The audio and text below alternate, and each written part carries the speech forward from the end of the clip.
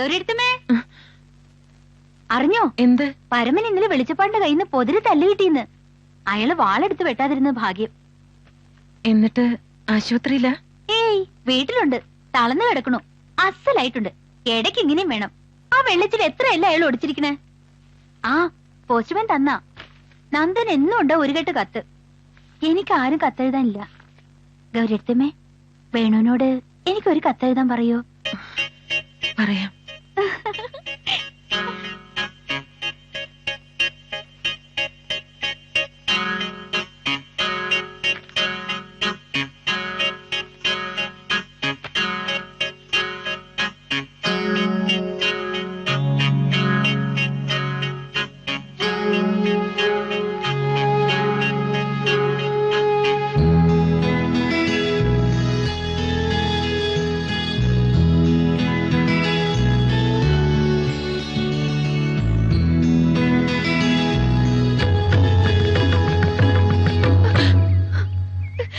എന്ത് വീട്ടിത്താ കുട്ടിയെ കാണിക്കണേ?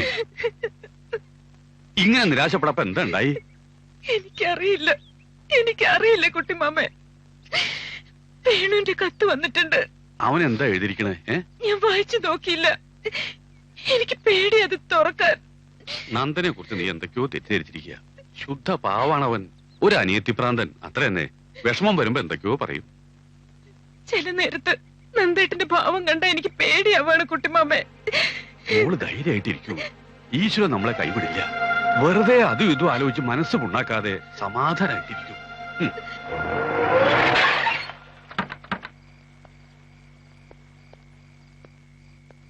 ഗൗതം, ഡൽഹിയിൽ നിന്നുള്ള ഫൈനാൻഷ്യൽ എക്സ്പെർട്സ് നാളത്തെ മോർണിംഗ് ഫ്ലൈറ്റ് എത്തുന്നു.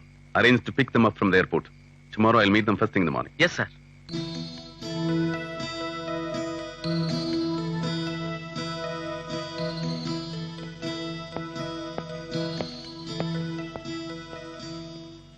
നന്ദേട്ടാ, വേണുവിന്റെ കത്തുണ്ട്. എന്താ വിശേഷം? ഞാൻ വായിച്ചില്ല. തുറക്കാൻ എനിക്ക് പേടിയാ. എന്തായാലും വായിക്കേ. വരാനുള്ളത് വഴി തങ്ങില്ല.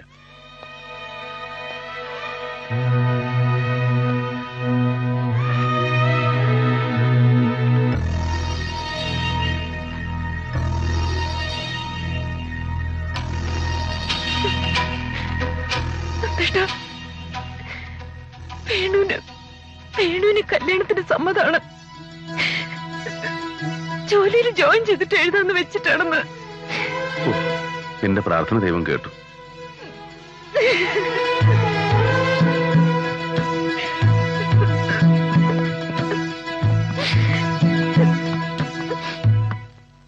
അപ്പോഴത്തെ വിഷമം കൊണ്ട് എന്തൊക്കെയോ പറഞ്ഞു എന്നല്ലാണ്ട് സ്നേഹമില്ലാഞ്ഞിട്ടല്ല.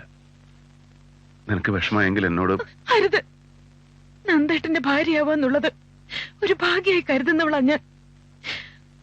ആ നന്ദേട്ടൻ ആരുടെ മുന്നിലും തലകുനിക്കുന്നത് താങ്ങാൻ എനിക്കാവില്ല. പക്ഷെ എന്റെ ഈ ജീവിതം അനിയൻ തന്ന ദാനായി പോയില്ല നന്ദേട്ട. അമ്മൂനെ നന്ദേട്ടൻ എത്ര വേണേലും സ്നേഹിച്ചോളും. എന്നെ വെറുക്കാൻ ഞാൻ മതി.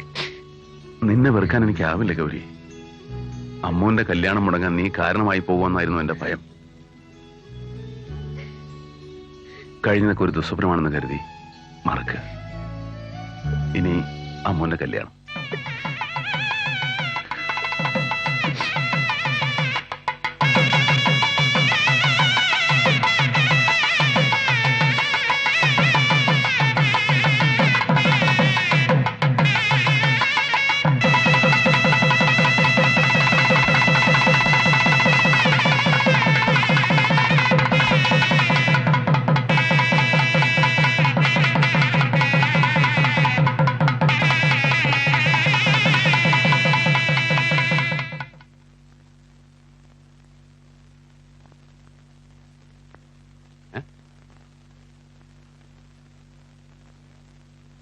താൻ ഇവിടെ വന്ന് നിൽക്കുക. അവരിറങ്ങാൻ വേണ്ടി തന്നെയും കാത്തു നിൽക്കുക. എന്താ അത് കൊച്ചു കുട്ടികളെ പോലെ? എന്നെ പിരിഞ്ഞു നിന്നിട്ടില്ലേ അവള്? അവള് കടൽ കടന്ന് പോകുന്നില്ലല്ലോ. ഏറിയ ഒരു 3 മണിക്കൂറിന്റെ ദൂരം അത്രല്ലേ ഉള്ളൂ. വരിക, അവര് യാത്ര അയക്കുക. വരിക. എനിക്ക് പേടിയാ വല്യമ്മ.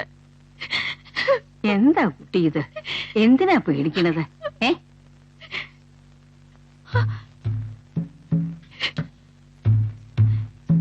എന്നെ പറഞ്ഞേക്കാണ് നന്ദ. പോകാതെ പറ്റില്ലല്ലോ മോളെ. ഇനി നിന്റെ വീട് അതല്ലേ. അവിടെ നിന്റെ ഇഷ്ടത്തിന് നിൽക്കാൻ ആളുണ്ടായെന്ന് വരില്ല. കുട്ടികളൊക്കെ നിർത്തണം. വേണുവിന്റെ കാര്യങ്ങളൊക്കെ ഇനി നീ വേണം നോക്കാൻ. എന്നോട് വഴക്കൂടണ പോലെ അവനോട് വഴക്കൂടരുത്. എന്നെ നന്ദാന്ന് വിളിക്കണ പോലെ അവനെ പേര് വിളിക്കരുത്. പറയുന്നൊക്കെ മനസ്സിലാവുന്നുണ്ടോ?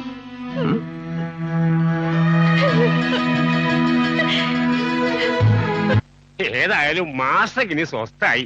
2 കുട്ടികളും ഓരോ സ്ഥിതിയിലായില്ലോ. ഒക്കെ ഈശ്വരാധീനം.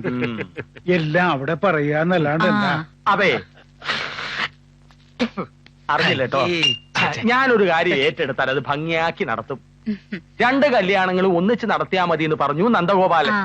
അപ്പോഴല്ലേ ജാതകത്തിന്റെ പ്രശ്നവും ജോലിയുടെ പ്രശ്നവും വന്നത്. ഒക്കെ പറഞ്ഞ് ശരിയാക്കിയില്ലേ ഞാൻ? ഇപ്പൊ കാര്യങ്ങളൊക്കെ ശുഭായില്ലേ? എന്താ ഈ ബന്ധങ്ങൾ എന്നൊക്കെ പറഞ്ഞ ജീവിതത്തിലൊരു ഭാഗ്യം തന്നെയാ. അത് ശരിയാവാണ്ട് അറിയിക്കണവരെത്രയാ? പറയണില് തെറ്റുണ്ടോന്ന് എനിക്ക് നിശ്ചയില്ല. എല്ലാം തുറന്നു പറഞ്ഞ പ്രകൃതമാണല്ലോ എനിക്കുള്ളത്. വേണുവിന് കിട്ടിയ കുട്ടിക്ക് ഇത്തിരി അഹങ്കാരം ഉണ്ടോന്ന് എനിക്ക് സംശയം. ഒന്നും മിണ്ടാണ്ടിരിക്കേ.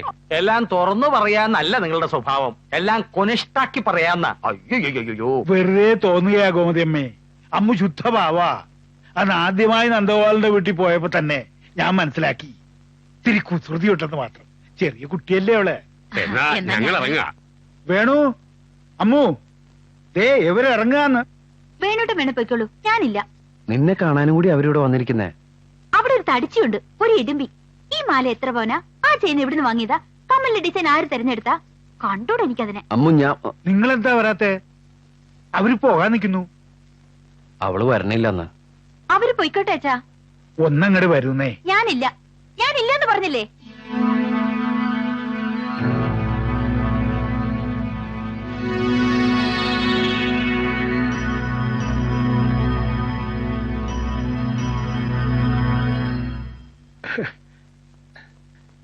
അമ്മുന് തലവേദനയാ, കിടക്കയാ, ക്ഷീണം ഉണ്ടാവും. അവൾ ഇവിടെ തന്നെ ഉണ്ടല്ലോ. ഇനിയും കാണാം. എന്നാ ഇറങ്ങല്ലേ? ഇറങ്ങ.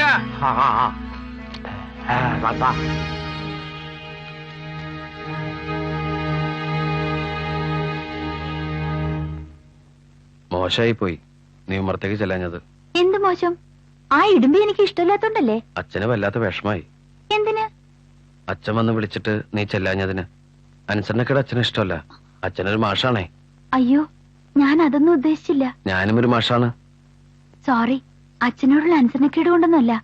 ഞാൻ ഇപ്പൊ തന്നെ പോയി മാപ്പ് പറയാം.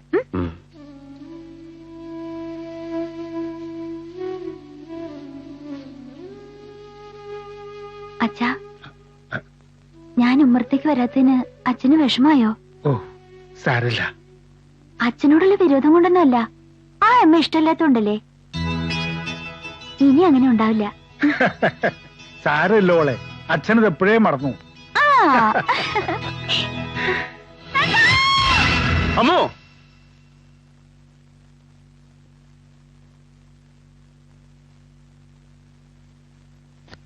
എന്താ? എന്ത് പറ്റി നന്ദേട്ടാ? ഒന്നുമില്ല, ഒരു ചീത്ത സ്വപ്നം കണ്ടു. അതെ, ഈ സന്ധ്യക്ക് കിടന്നിങ്ങനെ ഉറങ്ങിയിട്ടല്ലേ? വരൂ, താഴേക്ക് പോം. ഈ വീട് വിട്ട് പുറത്തിറങ്ങിയിട്ടില്ലേ അവള്? അവിടെ എങ്ങനെ ഉണ്ടാവോ? നന്ദേട്ടൻ ഇങ്ങനെ പരിഭ്രമിച്ചാലോ? ഒന്നിനെ കോണം പോകുന്ന കുട്ടിയല്ലേ അവള്. ഇപ്പോഴും കൊച്ചുകുട്ടിയെന്ന വിചാരം. ഇപ്പോഴും കൊച്ചുകുട്ടി തന്നെ അവള്. ഇതുവരെ തലയിലും താഴത്തും വെക്കാതെ നോക്കാൻ ഞാനുണ്ടായിരുന്നു. എന്താ നന്ദേട്ടാ ഇത്? അവിടെ അവളെ നോക്കാൻ വേണുല്ലേ? അച്ഛനില്ലേ? ആ, എല്ലാരും ഉണ്ട്. ഗൗരിയുടെയും വേണുവിന്റെ അമ്മയെ ഞാൻ കല്യാണം കഴിച്ചോണ്ട് വരുമ്പോഴും ഇത് തന്നെയായിരുന്നു സ്ഥിതി. പെണ്ണുങ്ങൾ ആരും ഇല്ല വീട്ടില്. അച്ഛനും അച്ഛന്റെ ഏട്ടനും മാത്രം. അവിടെ നേരെ മറിച്ചാ. എല്ലാരും പെണ്ണുങ്ങളാ. നന്ദ മാത്രമേ ആണായിട്ടുള്ളൂ. അതെന്താ? കുട്ടിയമ്മയുടെയും പരമന്റെയും കാര്യ ഞാൻ പറയണേ. കുട്ടിയമ്മ കഥകളിയില് പെൺവേഷം കെട്ടിയിരുന്ന ആളാ. പരമനില്ലേ, വെള്ളച്ചിന്റെ ഭർത്താവ്, അയാൾക്ക് ഭഗവതിന്റെ വേഷം കെട്ടില്ല പണി. അങ്ങനെ 2 പേരും പെണ്ണുങ്ങളാ. ഇതേ കൊണ്ട് മുകളിലോട്ടിയല്ലേ. പുതുമണവാട്ടിയെ അറയിലാക്കാൻ ഇവിടെ അമ്മായിയോ ചെറിയമ്മയോ ആരുമില്ല. ഇനി ഇവിടുത്തെ എല്ലാ കാര്യങ്ങളും നീയാണ് നോക്കേണ്ടത്. ഗൃഹലക്ഷ്മി എന്ന് കേട്ടിട്ടില്ലേ? ആ, അതൊരു മാസികയുടെ പേരില്ലേച്ചാ? എന്നെ കൊണ്ട് ആവും പോലെയൊക്കെ മണിയറെ അലങ്കരിച്ചിട്ടുണ്ട് ട്ടാ.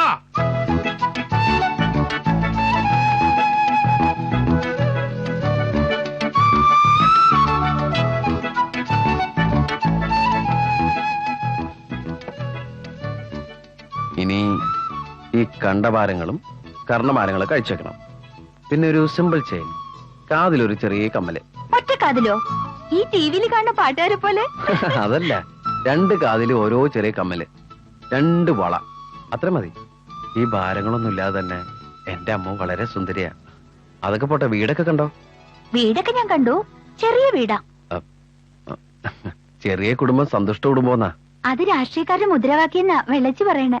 രാഷ്ട്രീയക്കാരുടെ അല്ല, കുടുംബാസൂത്രണക്കാരുടെ. അതിന് നമുക്ക് 7 കുട്ടികളുണ്ടാവുന്നാണല്ലോ കൈനോട്ടക്കാരി പറഞ്ഞത്. അയ്യോ, ഇതിനൊക്കെ ആര് പോറ്റും? ഞാൻ. എനിക്ക് പിന്നെ വേറെന്താ പണി? വേണോട്ടിനെ കുട്ടികളെ നോക്കാന്നല്ലാതെ. പിന്നെ ഇതിനൊക്കെ പൈസ വേണ്ടേ? പൈസ ഇഷ്ടംപോലെ നന്ദന്റെ കയ്യിലുണ്ട്. ആരാ അതിന്റെ മുകളിൽ മുല്ലപ്പൂട്ടിരിക്കണേ? അത് മണിയാർ ഒരുക്കി വെച്ചിരിക്കുന്നല്ലേ? എനിക്കിതൊന്നും ഇഷ്ടമല്ലെന്ന് അറിഞ്ഞൂടെ?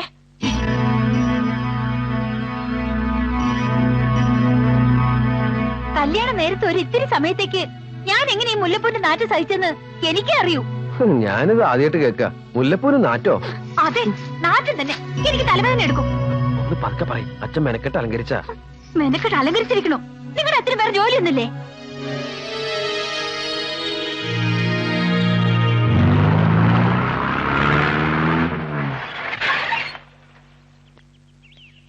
അയ്യോ, വലിയൊരു പാമ്പ്.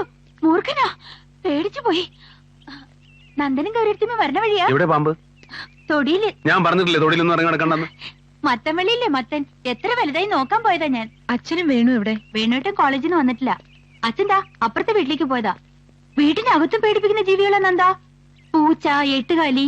ഇന്നാളുണ്ട് അടുക്കളയിൽ ഒരു പോക്കാച്ചി തവള. ദാ ഇത്രയുണ്ട്. അതൊക്കെ എല്ലായിടത്തും ഉള്ളതല്ലേ. അമ്മ വലിയ വീട്ടിൽ വളർന്നോണ്ട് തോന്നതാ. കുറച്ചു കഴിഞ്ഞ എല്ലാം ശരിയാവും. എവിടെ ശരിയാവാനാ? ഓരോ ദിവസം പുതിയ പുതിയ പേടികളാ. മനസ്സ് പേടിക്കുക രാവിലെ എണീക്കുമ്പോ മുതല്. നന്ദാ, ഞാൻ നമ്മുടെ അവിടേക്ക് വന്നോട്ടെ? നിനക്ക് എപ്പോ വേണേലും അങ്ങോട്ട് വരാലോ. പക്ഷേ നീ ഇവിടെ അല്ലേ മോളെ നിൽക്കേണ്ടത്.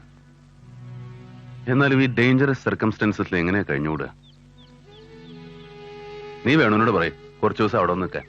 അല്ലെങ്കിൽ കുറച്ചു ദിവസം ആക്കണേ, അവിടെ ധാരാളം സ്ഥലം ഉണ്ടല്ലോ. നന്ദേട്ടൻ തന്നെ വേണുനോട് ചോദിച്ചോളൂ. ഇതാ വരുന്നുണ്ട്. വാ അമ്മു. നിങ്ങളെപ്പോ വന്നു? വന്നോളൂ. ഞങ്ങള് 3-4 ദിവസമായിട്ട് പുറപ്പെടാൻ തുടങ്ങിയിട്ട്. ഇന്ന് നാളെന്ന് പറഞ്ഞാൽ നീണ്ടു. വാ. അങ്ങോട്ട് കാണാത്തോണ്ട് ഇങ്ങോട്ട് അന്വേഷിച്ചിറങ്ങിയതാ. നിങ്ങക്ക് കുറച്ചു ദിവസം അവിടെ ഒന്ന് താമസിച്ചൂടെ? കോളേജിൽ പോകാനും അവിടെ നല്ല അടുത്ത്. അപ്പൊ ഇവിടെയൊക്കെ ആര് നോക്കും? അമ്മൂനെ ഇവിടെ പിടിക്കണ്ടാവില്ല. ഓരോ ദിവസം ഓരോ പേടികളാ. ആദ്യം കുറച്ചു ദിവസത്തിന് പ്രയാസം ഉണ്ടായിരുന്നു. അത് ആർക്കായാലും ഉണ്ടാവില്ലേ? ഇപ്പൊക്കെ ശരിയായി. ഇവിടുത്തെ പോലെ അവിടെയും കരുതാം. അമ്മൂന്റെ ഒരു സേഫ്റ്റിയോടെ ആലോചിക്കുമ്പോ ഇവിടെയും ഷീസ് ക്വൈറ്റ് സേഫ്. ഒന്നുകൂടെ ആലോചിക്കേ. നിങ്ങൾ രണ്ടാളും അവിടെ ഒന്ന് താമസിക്കുന്ന എന്റെ അഭിപ്രായം. നന്ദേട്ടന്റെ അഭിപ്രായം പറഞ്ഞു. പക്ഷെ എനിക്ക് എന്റേതായ ഒരു അഭിപ്രായം ഉണ്ടാവുമല്ലോ.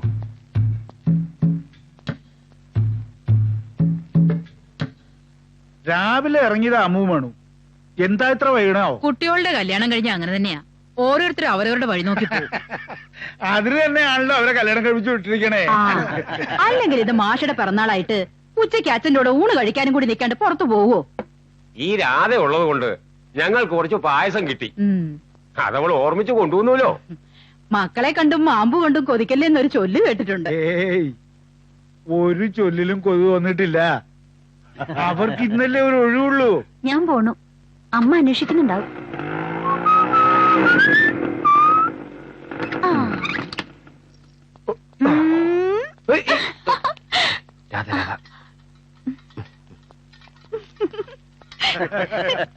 വന്നോ? ഇപ്പൊ പറഞ്ഞേ ഉള്ളൂ നിങ്ങളുടെ കാര്യം. എന്തെങ്കിലും കഴിച്ചോ നിങ്ങള്? ഞങ്ങള് ഹോട്ടലിൽ നിന്ന് കഴിച്ചു. കല്യാണം കഴിഞ്ഞതോടെ വേണു ആളാകെ മാറി. അച്ഛന്റെ പിറന്നാളാണെന്നുള്ള കാര്യം മറന്നു. അതെ. വേണോട്ടൻ എന്നോട് പറഞ്ഞില്ല. ഇതൊക്കെ പറഞ്ഞിട്ട് വേണോ അന്വേഷിച്ചറിയണ്ടേ? ആരെങ്കിലും പറഞ്ഞുതരാതെ ഞാൻ എങ്ങനെ അറിയാ? അറിഞ്ഞിരുന്നു വെച്ചാല് ഞങ്ങൾ പുറത്തു പോയി ഭക്ഷണം കഴിക്കുവോ? സാരമില്ല. ഇനി നമുക്ക് ഡേറ്റ് ഓഫ് ബർത്ത് ആഘോഷിക്കാം. 18-ാം തീയതി. തൽക്കാലം അങ്ങനെ സമാധാനിക്കുക. പോയ ബുദ്ധി ആന പിടിച്ചാ വരില്ലല്ലോ. പെണ്ണുങ്ങൾ പിടിച്ചിരിക്കണ ബുദ്ധിയാണെങ്കിൽ പ്രത്യേകിച്ചും. കേറി കയറുന്ന പെണ്ണുങ്ങൾ നന്നാവണം, അല്ലെങ്കിൽ ഇങ്ങനെയൊക്കെ ഉണ്ടാവും. ഞാൻ വലിയ കയറി വന്നൊന്നുമല്ല. അങ്ങനെ അവര് പറഞ്ഞില്ല. അങ്ങനെ തന്നെ അവര് പറഞ്ഞതിപ്പോ. ഇനി ഇത് വഴക്കാവണ്ട ഗോമതി, നമുക്ക് പോവാം. ഞാൻ എന്ത് പറഞ്ഞാലും വഴക്ക്. ഈ ഇടുപ്പി പറയുന്നതിന് ഒരു കുഴപ്പമില്ല. നീ എന്താടി എന്നെ വിളിച്ചത്? എപ്പോഴും വിളിക്കണ എന്നെ ഇടുപ്പി. നീ ഒന്നും മിണ്ടാതിരിക്കേ. ഇതിനോട് മിണ്ടായിരിക്കാൻ പറയാം. ആദ്യം കുറെ സംസ്കൃത ശ്ലോകക്കാർ വരും വൈകുന്നേരം ആവുമ്പോ. പരദൂഷണം പറയാൻ. മോളെ വാക്ക് കുറച്ച് ഏറി പോകുന്നു. മോളത്രേ അച്ഛൻ അവരുടെ കൂടെ തന്നെയാ. അവരെന്തെങ്കിലും പറഞ്ഞാലും നിനക്ക് സഹിച്ചൂടെ? മൂത്തോരല്ലേ അവര്. അവരുടെ അഹമ്മദ് ഞാൻ എന്തിനു സഹിക്കണം? അമ്മ നീ ഒന്നും മിണ്ടാതിരിക്കട്ടോ.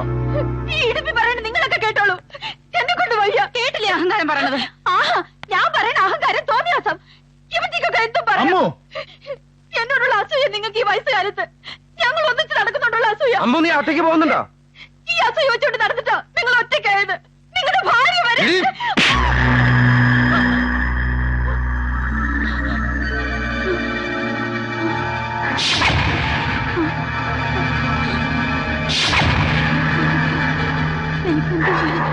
വേണോട്ടാ ആരെയും നന്ദ നന്ദന നന്ദ.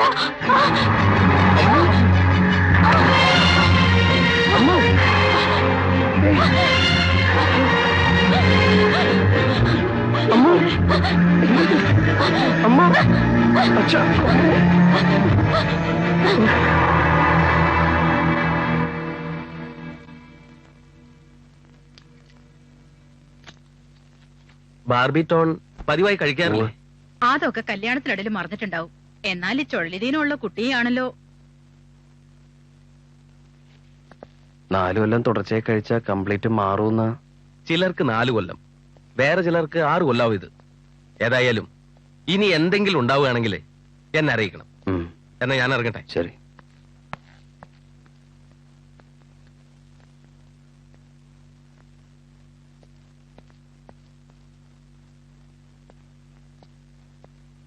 വേണു, സുഖമില്ലാത്ത കുട്ടിയാണ് അമ്മൂന്ന് നിനക്ക് നേരത്തെ അറിയായിരുന്നു അല്ലേ? എന്നോട് പറഞ്ഞില്ല. ആരോടും പറഞ്ഞിട്ടില്ല. ലോകം മുഴുവൻ അറിയിക്കേണ്ട കാര്യമില്ല ഇത്. എന്നാലും നിന്നെക്കൊണ്ട് സുഖമില്ലാത്ത ഒരു കുട്ടിയെ. ഇതൊരു മഹാരോഗമൊന്നുമല്ല അച്ഛാ, ക്യാൻസറോ പകർച്ചവ്യാധിയെ പോലെ. എന്നല്ല ഞാൻ പറഞ്ഞത്. വേണ്ടാന്ന് വെച്ചാ വേണ്ടാന്ന് വെക്കായിരുന്നു. ഇനി പറ്റില്ലല്ലോ. ഇപ്പോഴല്ല, നേരത്തെ പറ്റില്ല അച്ഛാ. എനിക്ക് എന്തെങ്കിലും പറയാൻ കഴിയുന്നതിന് മുന്നേ ഗൗരിയുടെ കാര്യം പറഞ്ഞ അച്ഛനെന്നെ നാവ് കെട്ടിട്ടല്ലോ. പെരം നിറഞ്ഞിരിക്കുന്ന പെൺകുട്ടികളുടെ. നീ എന്നെ പരിഹസിക്കുകയാണോ? അല്ല, അത്രയ്ക്ക് കുരുത്തക്കേട് ഞാൻ വാങ്ങിവെക്കില്ല. ഗൗരിയുടെ ജാതദോഷത്തെ കുറിച്ച് ഞാനും ആലോചിച്ചു എന്ന് വെച്ചാ മതി. അസുഖമുള്ള കാര്യം അറിഞ്ഞപ്പോഴെങ്കിലും നീ പറഞ്ഞിരുന്നു വെച്ചാൽ. അപ്പോഴേക്കും വൈകി. കഴിഞ്ഞ കാര്യങ്ങള് ഇനി എന്തിനാച്ചാ പറയണേ? ഏടത്തി അനിയനും കൂടി ഈ വയസ്സരെ പറ്റിച്ചില്ലേ? ഇല്ലച്ചാ, കല്യാണം കഴിഞ്ഞിട്ടാണ് അമ്മോന് ഇങ്ങനെ ഒരു അസുഖം വന്നെന്ന് വെച്ചാ നമ്മൾ ഉപേക്ഷിക്കോ അത് ചികിത്സിക്കോ? ഇതങ്ങനെയല്ലല്ലോ. ആണെന്ന് വിശ്വസിച്ചാ ഈ വിഷമൊക്കെ മാറും. ഒക്കെ ഓരോ വിശ്വാസങ്ങളല്ല അച്ഛാ.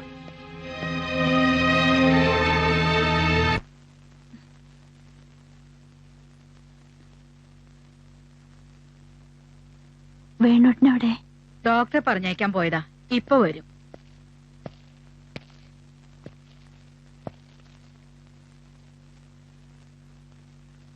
ഭേദമുണ്ടോ? മരുന്ന് കഴിക്കാറുണ്ടായിരുന്നില്ലേ? 1-2 ദിവസം കഴിച്ചില്ലാന്ന് തോന്നണം. അവിടെ ആവുമ്പോ നന്ദൻ ഓർമ്മിച്ചെടുത്തു തരും. ഞാൻ ഇടയ്ക്കത് മറക്കും. പതിവ. തുടർച്ചയായിട്ട് കഴിക്കണമെന്നാണ് ഡോക്ടർ പറഞ്ഞത്. ഇതൊക്കെ അവനവൻ ഓർമ്മിച്ച് ചെയ്യേണ്ട കാര്യങ്ങളല്ലേ? എന്താണാവോ എനിക്ക് ഇടയ്ക്കിടയ്ക്ക് ഇങ്ങനെ വരണേ? പൂജയും പാട്ടും എത്ര കഴിച്ചു, മരുന്ന് എത്ര കഴിച്ചു. എന്നോട് തെരുപ്പ് തോന്നുന്നുണ്ടാവും. ഏയ്, എന്താ ഇത്? സമാധാനായിട്ടിരിക്കെ. തല ചുറ്റി വീഴാൻ പോകുമ്പോ ആരും ഇല്ലാണ്ടാവണം തോന്നുക. എന്നോട്ടാ ഇങ്ങനെ ഞാൻ ദേഷ്യപ്പെടാൻ തുടങ്ങുമ്പോ 5 മിനിറ്റ് ക്ഷമിക്കോ, സഹിക്കോ, പിന്നെ ഒക്കെ ശരിയാവും.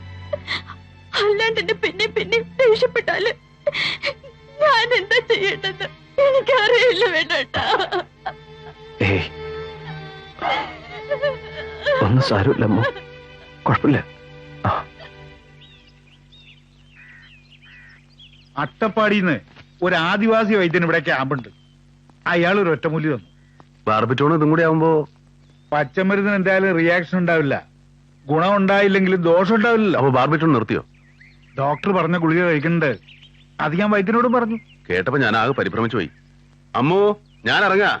ഗൗരി ഇങ്ങോട്ട് വരാൻ നിന്നതാ. ഞാനും നോക്കിട്ട് വരാന്ന് പറഞ്ഞു ഓടി പോകും. ആഹാ, ഇത്ര വേഗം പോവാ? നന്ദൻ പേടിക്കൊന്നും വേണ്ട, എനിക്കിപ്പോ ഒന്നുമില്ല, ഞാൻ ഉഷാറാ. അത് കേട്ടാ മതി എനിക്ക്. നീ എന്നാ ഇനി അങ്ങോട്ട് വരണേ? നിങ്ങൾ അങ്ങോട്ട് വന്നില്ലെങ്കിലും എനിക്ക് നിങ്ങളെ ഒന്ന് കാണാതിരിക്കാൻ പറ്റില്ലല്ലോ. ഞാൻ ഇടയ്ക്ക് വരാം. അച്ഛാ. എന്നാലും എന്റെ നന്ദസാറേ, ആ ശുദ്ധഗതിക്കാരുടെ ഇതൊന്നും വേണ്ടില്ലായിരുന്നു. കല്യാണം കഴിക്കാനും പ്രസവിക്കാനും പാടില്ലാത്ത ഈ പെൺകുട്ടിയെ ആ വേണുവിന്റെ തലയിൽ കെട്ടി വെക്കേണ്ട വല്ല കാര്യം ഇനി ഉണ്ടായിരുന്നു. അതൊക്കെ പറഞ്ഞിട്ട് എന്താ കാര്യം? നീ ഇങ്ങോട്ട് വാ. ആയമ്മ പറയാനായിട്ട് നന്ദൻ വിഷമിക്കണ്ട. ഇടുമ്പിയാ, ഞാനുമായിട്ട് എന്നും വഴക്കാം. ഏതായാലും മോള് കുറച്ചു ദിവസം വീട്ടിൽ വന്ന് നിൽക്ക്.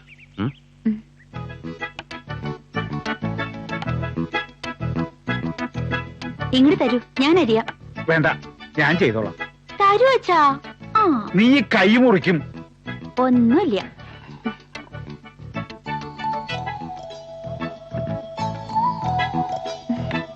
ഗുളിക കഴിച്ചായിരുന്നോ? രാത്രി കഴിക്കണ്ടേ, ഇന്നലെ കഴിച്ചു. അച്ഛാ, ഞങ്ങളുടെ മുറിയുടെ മച്ച അടിച്ചു വരാൻ ഒരാളെ വിളിക്കണം. അതിനെന്തിനാ ഒരാള്? നമുക്ക് തന്നെ ആയിക്കൂടെ? അയ്യോ വേണ്ട, അവിടെ നിറച്ച് പാറ്റയാ, വലുത് വലുത്. ഞങ്ങളുടെ അവിടെ ഒരൊറ്റ പാറ്റയില്ല. എനിക്ക് പേടിയാ പാറ്റയെ. നിനക്ക് പേടിയില്ലാത്ത എന്താ ഉള്ളത്? ഉണ്ടല്ലോ അച്ഛൻ. അമ്മൂന് ഇതൊക്കെ അറിയുവോ? കൊറേശ്ശെ. അവിടെ വെള്ളച്ചി ഇതൊക്കെ ചെയ്യാ. അടിച്ചു വാരലും തുടക്കലും ഒക്കെ. അടിച്ചു വാരാത്തോണ്ടാ ഇവിടെയൊക്കെ ഇത്ര പൊടി. ഇന്ന് രാവിലെ ഞാൻ തുമ്മി തോറ്റു. പൊടി തട്ടിയാ അപ്പ തുമ്മല് വരും. എന്തോ അലർജിയാ. നമുക്ക് ഇവിടെയൊക്കെ ഒന്ന് അടിച്ച് വൃത്തിയാക്കണം. അച്ഛാ, കുറച്ചു ദിവസം ഞാൻ ഞങ്ങളുടെ അവിടെ പോയി നിന്നോട്ടെ. നിങ്ങളുടെ എവിടെയോ? ഇത് പിന്നെ ആരുടെയാ? അതല്ല, അവിടെ വല്യമ്മയും വെള്ളേച്ചിയും കുട്ടിമാമയും നന്ദിനെയൊക്കെ കാണാതെ എനിക്ക് എന്തോ പോലെ. അമ്മൂന് ഇവിടെ തീരെ പിടിക്കണ്ടാവില്ല അല്ലേ? ഉള്ള സൗകര്യങ്ങളുമായിട്ട് പൊരുത്തപ്പെട്ടു പോവുകയാണ് വേണ്ടത്. തുടക്കത്തിൽ ഇത്തിരി വിഷമങ്ങളൊക്കെ ഉണ്ടാവുന്നേ ഉള്ളൂ. അപ്പോ ഇനി എനിക്ക് ഞങ്ങളുടെ അവിടേക്ക് പോവാനേ പറ്റില്ല? എപ്പോ വേണേലും പോവാലോ. അച്ഛാ, എന്നെ നിങ്ങൾ കുറച്ചു ദിവസം അവിടെ പോയി നിൽക്കട്ടെ. നിന്നോളൂ, എനിക്ക് ഒരു വിരോധമില്ല. വേണോട്ടിന് വിരോധം ഉണ്ടാവും. സമ്മതിക്കില്ല. അല്ല, എനിക്ക് സമ്മതമല്ല. അച്ഛനോട് ഒറ്റയ്ക്കാക്കിട്ട് പോകാൻ എനിക്ക് സമ്മതമല്ല. അതൊട്ട് എന്നോട് പറയാൻ വേണ്ട. എന്റെ കാര്യമൊക്കെ നോക്കാൻ എനിക്കിപ്പോ ശേഷിയുണ്ട്. അതില്ലാതാവുമ്പോ മതിയല്ലോ. അച്ഛനൊന്നും പറയണ്ട. ഭാര്യയോട് താമസിക്കാൻ എന്നെ കിട്ടൊന്നുമില്ല. അങ്ങോട്ട് പോകാൻ തിടുക്കുള്ളത് ആർക്കാന്ന് വെച്ചാൽ പോവാം. ഇങ്ങനെ ദുരഭിമാനവും വെച്ച് നടക്കേണ്ട കാര്യമില്ല.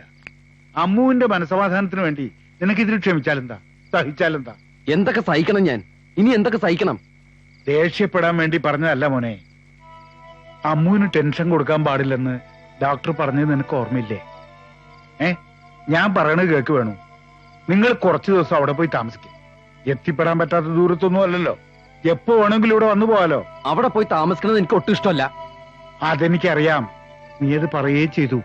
പക്ഷേ ഇഷ്ടമില്ലാത്ത എത്ര കാര്യങ്ങൾ ദിവസവും നമ്മൾ ചെയ്യുന്നു. ഇതിപ്പോ ഒരു ഗുണത്തിനല്ലേ ഒന്നും അല്ലെങ്കിലും.